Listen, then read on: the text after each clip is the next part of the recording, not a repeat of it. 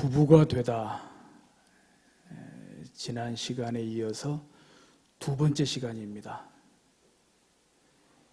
사랑하는 성도 여러분, 부부가 된다는 것이 어떤 의미일까요? 부부가 된다는 것이 어떤 의미가 있다고 하나님께서는 말씀하고 있습니까? 오늘 두 번째 시간으로 오늘 예배 가운데 우리에게 주신 말씀 창세기 2장 18절에 보니 여호와 하나님이 이르시되 사람이 혼자 사는 것이 좋지 아니하니 내가 그를 위하여 돕는 배필을 지으리라 하시니라. 돕는 배필이라고 말씀하고 있습니다. 돕는 배필. 여호와 하나님이 이르시되 사람이 혼자 사는 것이 좋지 아니하니 그 당시 첫 인류 아담을 말하지요. 첫 남자를 말합니다. 이 사람이 혼자 사는 것이 좋지 아니하니 이 원래 뜻은 고독하다는 뜻입니다. 하나님께서 아담을 볼 때, 이 남자를 볼 때 고독하게 보았어요. 고독하게 보고 그것이 좋지 않다고 보고, 이 좋지 않다는 것은 반대로 우리 앞에 보시는 대로 하나님 보시기에 좋았다라 딱 그 단어거든요. 토부. 좋지 않다 그럴 때는 로토부. 그런데 이것은 기분이나 감정을 표현할 때 많이 씁니다. 그러므로 하나님의 기분이 안 좋았다는 거예요.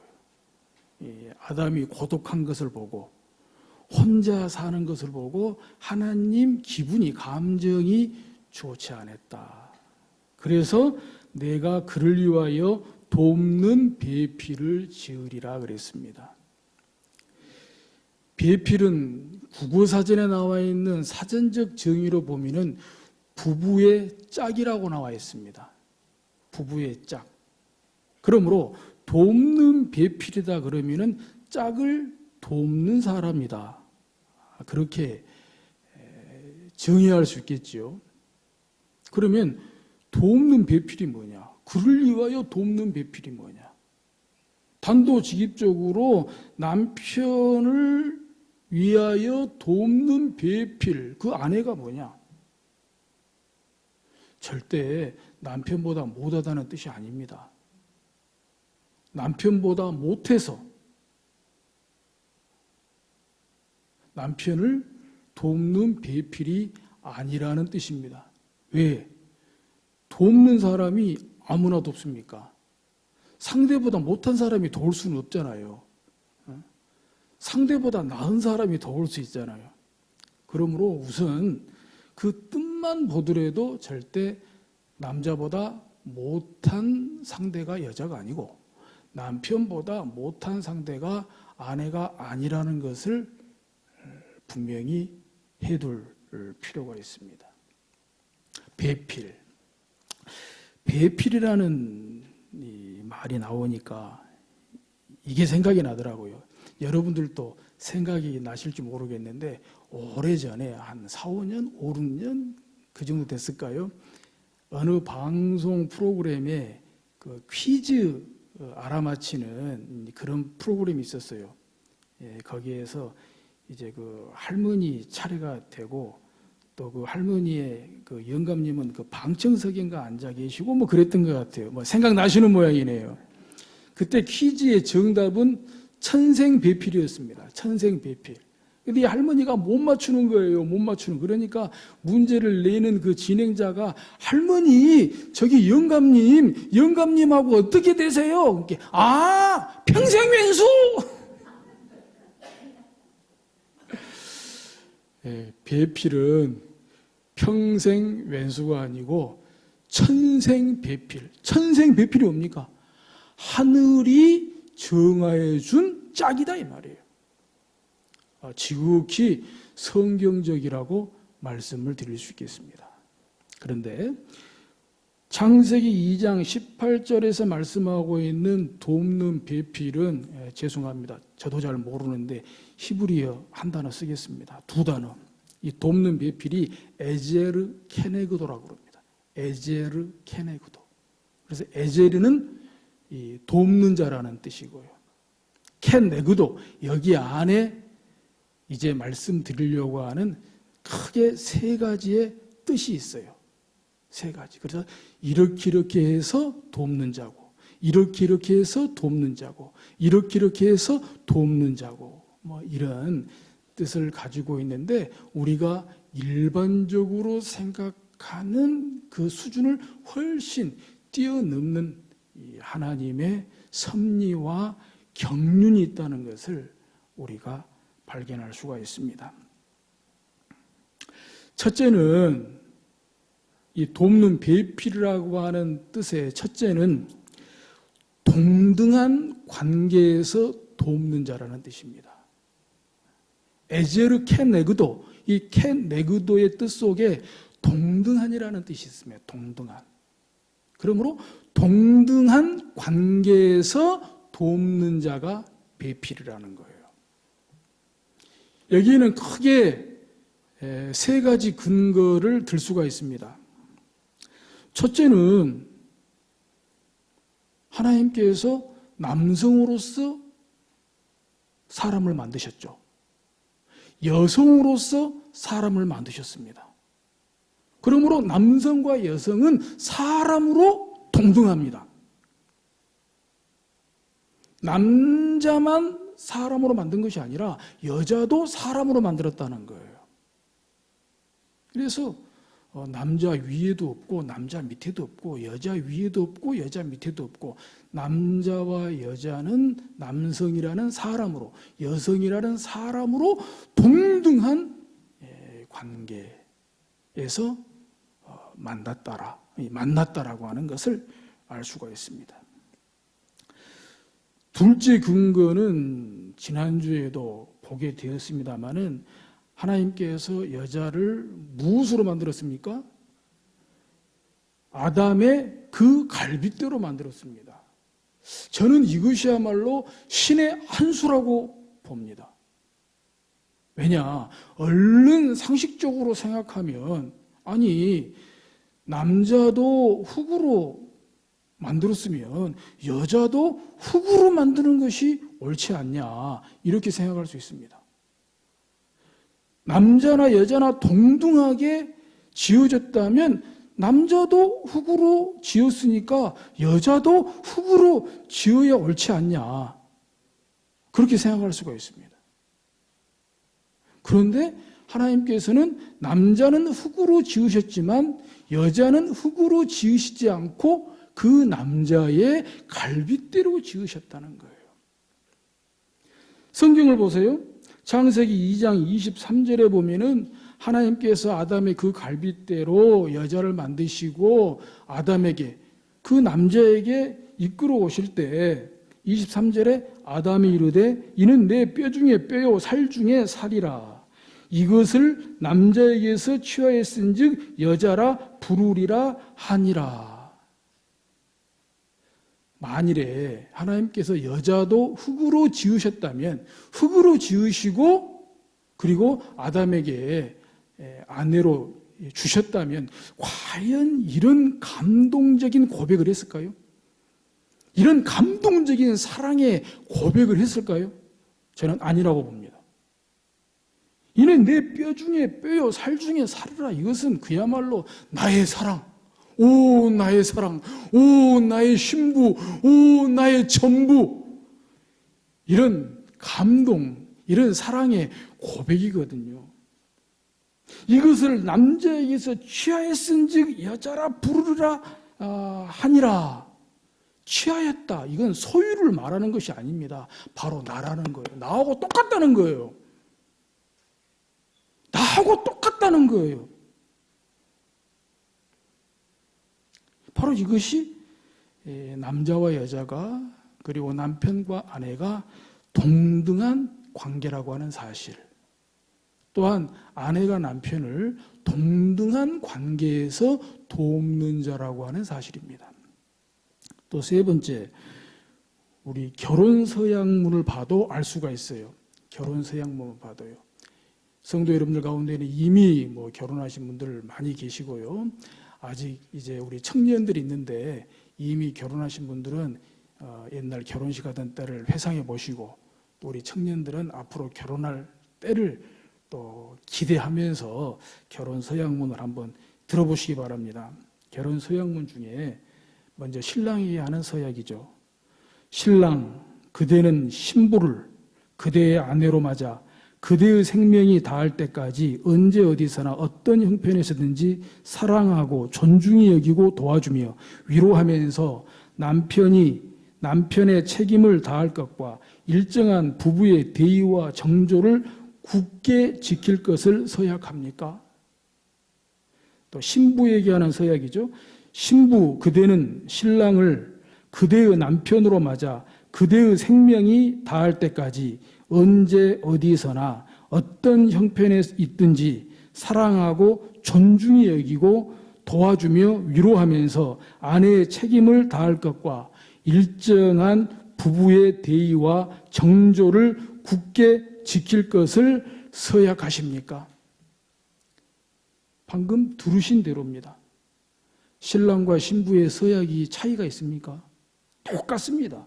신랑이 하는 서약도 언제 어디서나 어떤 형편에서든지 사랑하고 존중히 여기고 도와주며 위로하면서 남편의 책임을 다할 것과, 신부에게 하는 서약도 언제 어디서나 어떤 형편에 있든지 사랑하고 존중히 여기고 도와주며 위로하면서 아내의 책임을 다할 것과 동등한 관계에서 서로 사랑하며 살 것을 서약하고 있는 것입니다. 이렇게 첫째, 둘째, 세 가지의 근거를 통해서, 성경의 근거를 통해서, 그리고 성경적 근거를 통해서 돕는 배필이라고 하는 것은, 첫 번째, 동등한 관계에서 돕는 자라는 말씀입니다. 둘째는, 돕는 배필이란 친밀한 관계에서 돕는 자라는 말씀입니다. 친밀한 관계입니다. 그래서 친구 같기도 하고 동지 같기도 하고, 그리고 내 남편이고 내 아내인 것입니다. 세상에 둘도 없는 나의 사랑, 나의 신부, 세상에 둘도 없는 나의 신랑, 나의 낭군이라고 고백할 수가 있는 것이죠. 이 친밀한 관계라고 하는 것은 창세기 2장 24절에도 잘 나와 있습니다. 이러므로 남자가 부모를 떠나 그의 아내와 합하여 둘이 한 몸을 이룰지로다. 25절에 아담과 그의 아내 두 사람이 벌거벗었으나 부끄러워하지 아니하니라. 특별히 25절에 아담과 그의 아내, 남편과 아내가 두 사람이 벌거벗었으나 부끄러워하지 아니하니라. 이것은 문자적으로도 그대로 팩트입니다. 그 당시로서는 범죄하기 전이고 또 죄도 모르고 또 옷이란 것이 없었기 때문에 벌거벗은 존재죠. 그러나 지금 우리가 볼 때 벌거벗은 존재이지, 그 당시 그들로서는 벌거벗은 줄도 몰라요. 옷이라는 개념도 없어요. 죄 짓고 보니까 벌거벗었고, 죄 짓고 난 다음에 옷을 입었지요. 그러나 이것은 단순히 옷을 벗었다, 옷을 벗어도 벌거벗었어도 부끄럽지 않았다, 그렇게만 볼 일이 아니라 여러 가지로 부부관계에서, 부부생활에서 또 영적으로도 많은 것들을 묵상해보고 적용해 볼 수가 있습니다. 벌거벗었으나 부끄럽지 않았다. 우리 부부간에 살아보지만 다 좋던가요? 물론 결혼하기 전에는 다 좋았죠. 이것도 좋고 저것도 좋고, 결혼하기 전에는 다 좋았죠. 다 좋아서 결혼했죠. 사랑해서 결혼했죠. 그런데 결혼해서 살아보니 다 좋던가요? 안 좋은 것도 있잖아요. 마음에 안 드는 것도 있잖아요. 장점도 있잖아요. 단점도 있잖아요. 장점도 보이잖아요. 단점도 보이잖아요. 그런데 그게 문제가 안 된다는 거예요. 두 사람이 벌거벗으나 부끄러워하지 아니하더라. 이것은 단점 때문에, 그것 때문에 문제가 안 된다는 거예요. 단점 때문에 그것이 부부 갈등에, 부부 다툼에, 이혼의 사유가 안 된다는 거예요.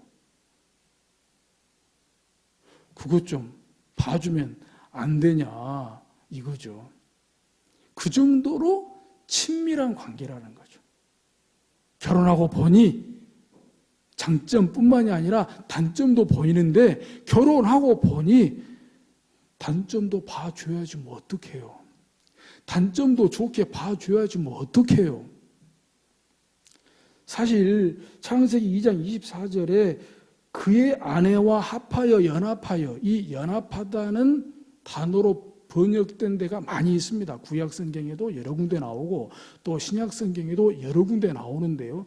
히브리 성경으로 보면 단어가 다들 다 다르게 나옵니다. 그 중에서 이 연합하다는 여러 가지 뜻 가운데 어떤 뜻이냐면은 기꺼이 기쁘게 봐준다는 뜻이 있어요. 기꺼이 즐거워하다, 기꺼이 기뻐하다는 뜻이 있습니다.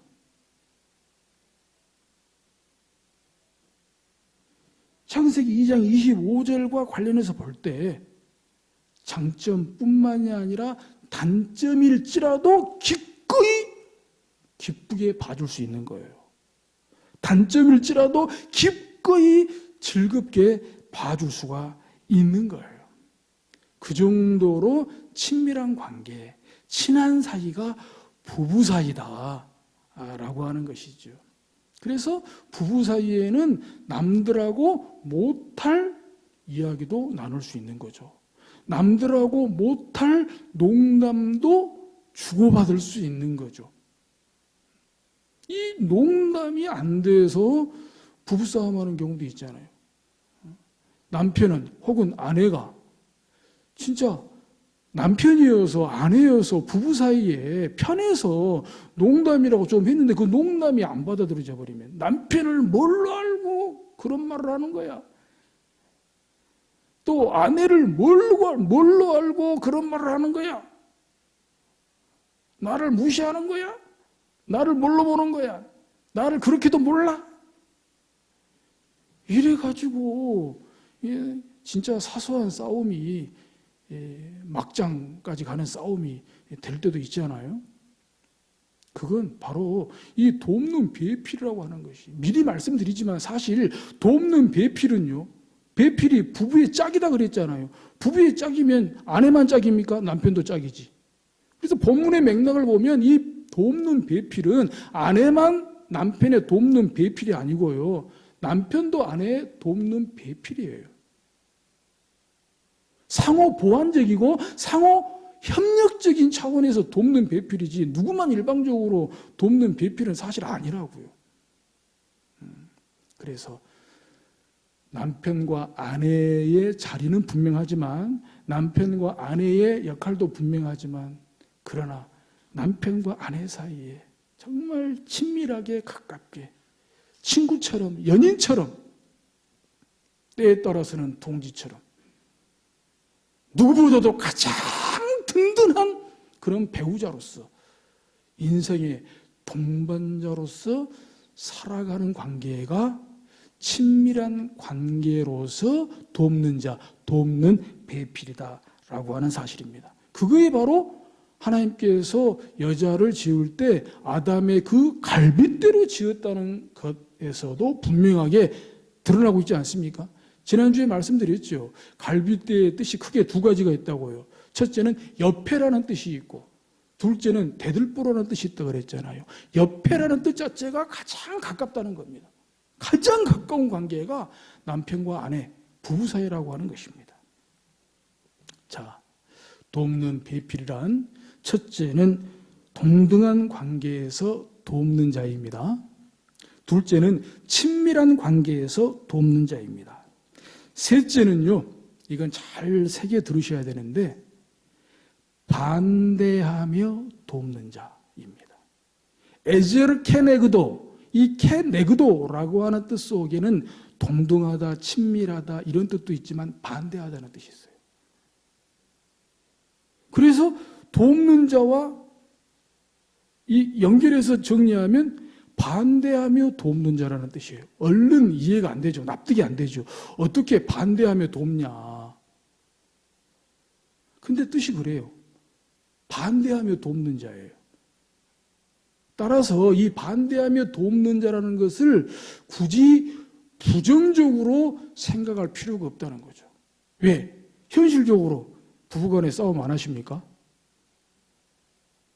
성도 여러분들 가운데 우리 부부는 생전에 한 번도 안 싸웠다.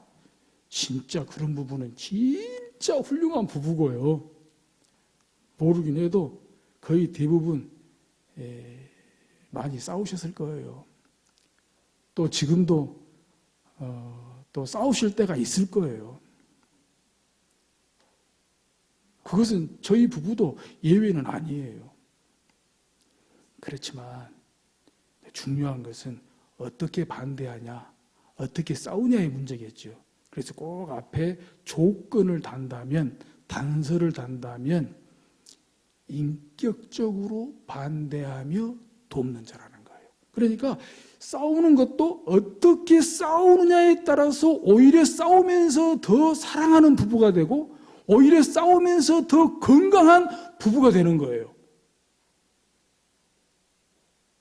싸우긴 싸우는데 인격적이지가 않아. 싸우기는 싸우는데 건설적이지가 않아. 싸우는데 그냥 비인격적이고 파괴적이고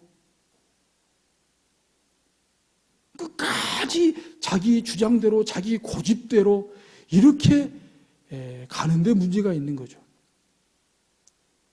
그래서 제가 좀 전에 돕는 배필이 꼭 아내만 해당되지 않는다 그랬잖아요.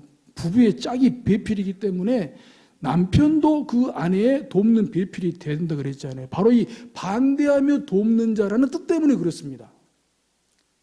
반대하며 돕는 자라고 하는 뜻 속에는 인격적인 관계에서 반대하며 돕는 자, 거기에 또 하나 단서를 붙이자면은 상호 보완적으로, 상호 협력적으로 인격적인 관계에서 돕는 자가 에제르 케네그도 돕는 배필이라고 하는 사실이에요. 그러니까 이것을 알기 전까지는, 이것을 인정하기 전까지는 정말 아무것도 아닌 것 때문에 싸우고, 그래서 부부 갈등하고, 그래서 부부간에 상처를 주고 잘못하면 끝장까지 가는 거죠. 부부싸움 하는 것 보면 사실 아무것도 아닌 것 같고 싸움이 시작이 되더라고요. 오래전에 이렇게 가정사역 세미나 하는데 다녀보고 이 가정사역 전문가들이 하는 얘기 들어보면 자기들 부부부터 이렇게 싸운 이야기를 해요. 남편은 치약을 밑에서부터 이게 짜가지고 써야 되는 사람이에요. 근데 아내는 위에서부터 그냥 막 짜서 써버리는 거예요. 그러니까 남편이 볼 때마다 스트레스 받는 거예요. 왜 치약을 이렇게 쓰나? 좀 밑에서부터 짜서 쓰면 좋을 텐데 왜 위에서부터 짜나? 그것 가지고 한 20년 싸웠대요. 그것 가지고. 근데 이 가정사역 하면서 보니까 이 싸울 일이 아니라 그냥 내가 포기하고 내가 그냥 밑에서부터 짜줘야 되겠다. 위에서부터 짜서 쓰기 좋게. 위에서부터 짜서 쓰다 보면 뒤에 가면 그 짜서 쓰기 힘들잖아요.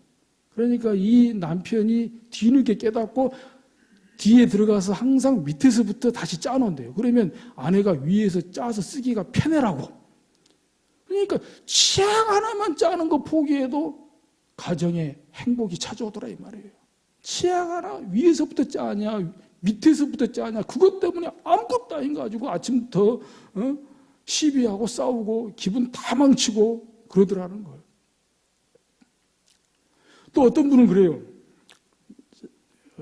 자기 부모님 얘기를 하는데 그분의 아버지는 아주 정리정돈의 달인이라는 거예요. 정리정돈. 허틀어진 것을 못 본다는 거예요. 그러니까 이렇게 직장 쉴 때, 이럴 때 보면은 옷장 정리, 서랍 정리 다 한대요. 꼭 엄마가 뭐 어지러 놓고 못하는 편도 아닌데 아버지가 워낙 정리정돈에 뛰어난 분이 돼가지고 조금이라도 못 틀어진 걸 못 봐서 막 쉴 때 되면 옷장도 뒤져보고 서랍도 뒤져보 해가지고 옷장 정리, 서랍 정리 다 그렇게 한다는 거예요. 근데 하는 건 좋은데 할 때마다 궁시렁 잔소리를 한다 이거예요. 여자가 집에서 뭐 하냐? 여자가 집에서 살림은 안 하고 이게 뭐냐? 그러니까 어머니가 그럴 때마다 그러려면 하지 마! 그런데 그러려면 하지 마!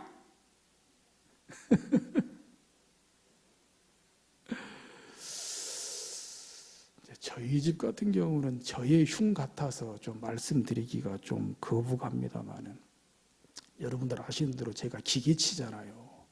기계치가 돼가지고 집에서 무슨 살림살이가 고장이 나면은 잘 못 고쳐요. 잘 못 고쳐요. 그런데 제 아내가 잘 고쳐요. 잘 고쳐요. 그런데 감사하게도 아무 소리 안 하고 잘 고쳐줘요. 잘 고쳐줘요. 그러니까 잘 넘어가요.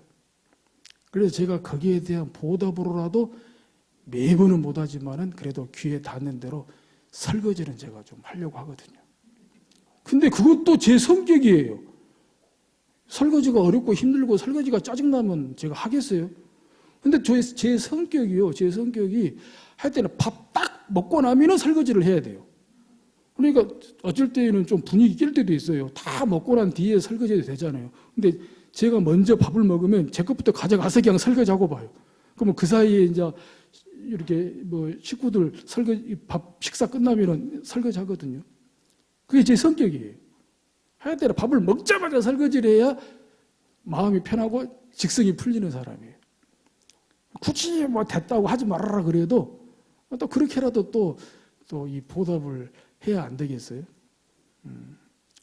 그러니까 뭐 처음에서 그렇게 됐겠습니까만은 그래도 그냥 못하는 거 채워주고 그러다 보니까 저도 편하고 또 아내도 편하고 집안도 편하고 뭐 그런 것이지요.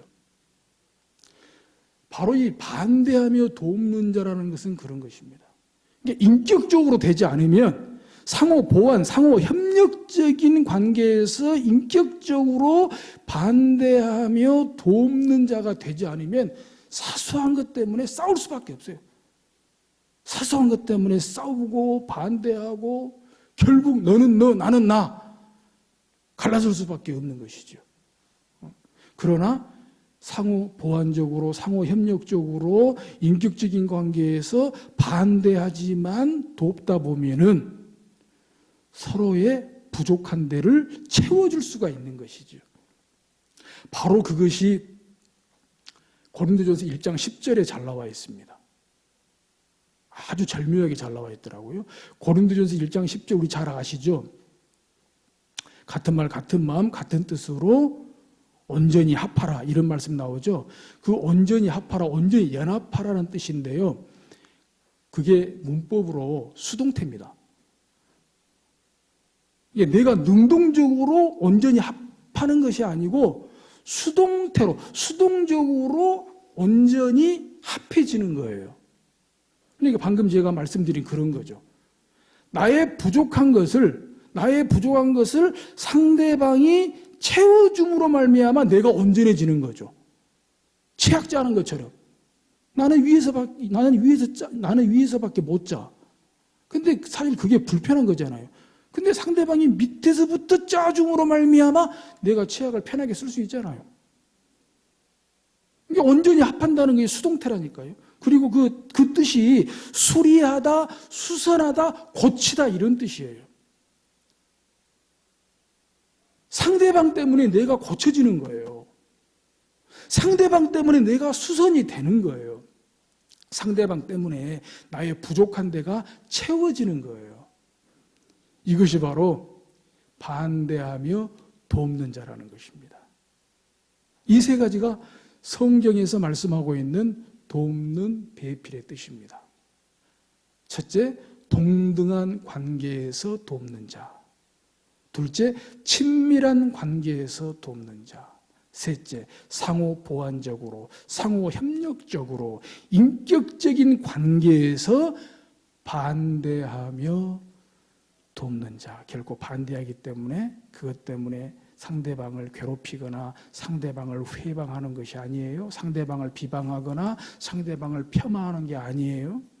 반대하면서 돕는 자는, 반대하면서 지지하고 반대하면서 한편이 되어주고, 그래서 때로는 쓴소리지만 조언도 하고 충고도 할 수 있는, 그것을 달게 받을 수 있는 그런 관계가 돕는 배필이라고 하는 것입니다. 부디 바라기는 이렇게 성경적인 부부, 행복한 가정을 이루어 나갈 수 있기를 주의 이름으로 축복합니다.